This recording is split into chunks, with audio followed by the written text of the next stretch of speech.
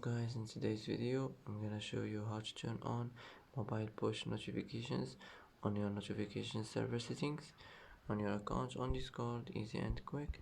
First click here and now click notifications, and here you will find mobile push notifications. Click on it like this and it will be turned on, and that's it. That's how to turn on mobile push notifications on your account on Discord. Easy and quick, and that's it for today.